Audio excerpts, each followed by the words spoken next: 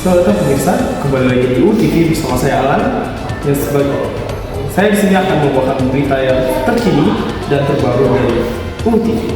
Pada kesempatan kali ini saya akan membawakan berita dari Bapak Gubernur kita, yaitu Bapak Koster, yang melakukan rapat bersama dengan BMKG untuk membuat kebijakan dan rencana bagaimana untuk tentang mitigasi bencana alam di Bali. Dan untuk itu kami dan rekan-rekan akan mewawancarai salah satu warga yang untuk menanyakan pendapatnya bagaimana tentang rencana yang dibuat oleh Bapak Koster. Untuk saya akan langsung sambungkan saya kepada wartawan yang sudah di lokasi, yaitu Bapak Yuda. Ya, kembali lagi dengan saya Yuda, dengan Ibu siapa di sini? Saya Bu Devi. Jadi saya di sini akan menanyakan Ibu Devi tentang kebijakan dari Bapak Koster. Yang pertama, apakah penanaman di 4 kawasan DAS, yaitu Tukat Agung, Tukat Badung, dan Tukat Matis, serta Tukat Bunda, bisa mencegah terjadinya banjir seperti waktu lalu, Bu? Baik, untuk penanggulangan dengan melakukan penghijauan itu saya rasa cukup baik, di mana penghijauan ini dapat menjadi sebuah cadangan air yang menahan laju infiltrasi dari air itu sendiri, sehingga cadangan air itu bisa diserap dulu ke dalam tanah dan tidak langsung menuju kepada sungainya. Jadi itu menurut saya cukup efektif untuk menanggulangi air limpasan yang menjadi banjir. Jadi kesimpulan saya mungkin Bu Devi sangat menyetujui tentang kebijakan dari Bapak Koster. Lalu tanyakan selanjutnya, apa upaya yang disampaikan akan berhasil dilakukan di semua daerah di Bali? Apakah bisa, Bu? Oke, untuk kebijakan yang diungkapkan oleh Bapak Koster itu salah satunya adalah normalisasi sungai, kemudian ada penghijauan di bagian hulu dan adanya penanganan tata ruang dari bagian hulu sampai hilir. Dan 3 kebijakan itu saya paling setuju itu di bagian untuk penertiban tata ruang di setiap sungai yang ada di Bali.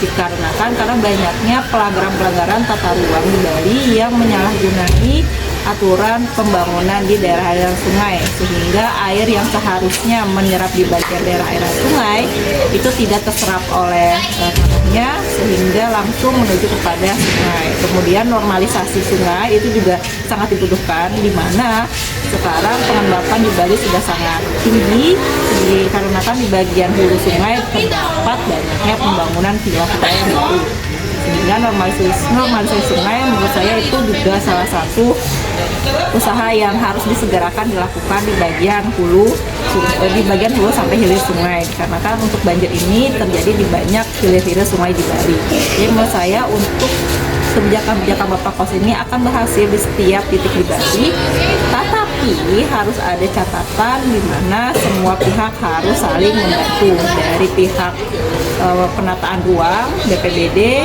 SAR, dan juga BNPB sendiri, serta kebijakan dari ketegasan gubernur itu sendiri.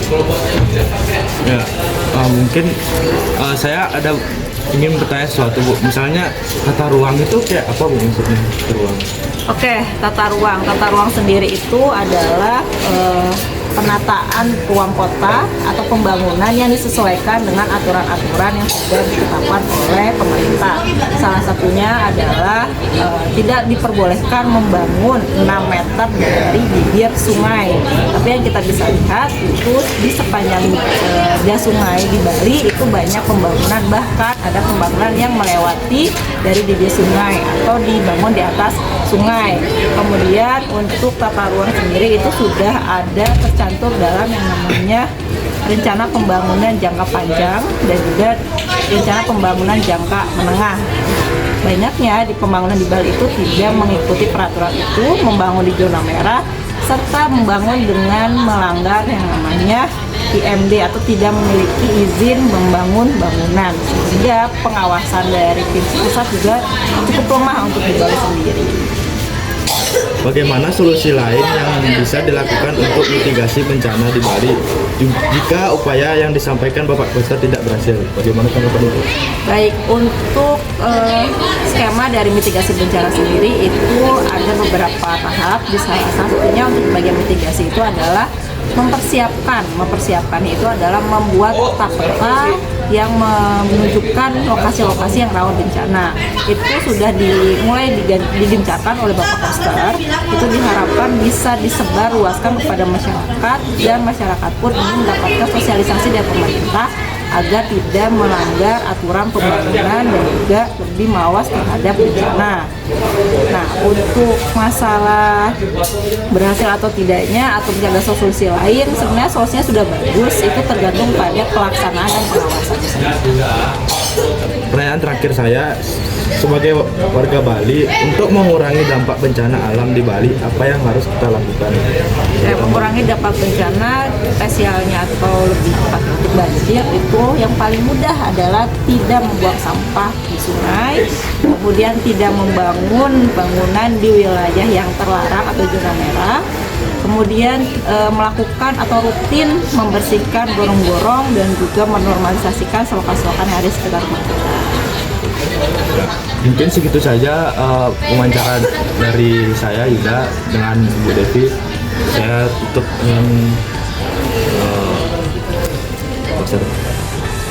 sampai jumpa di UTV selanjutnya. Dadah. Yang berita dari kami, saya Alan, saya ucapkan sampai jumpa.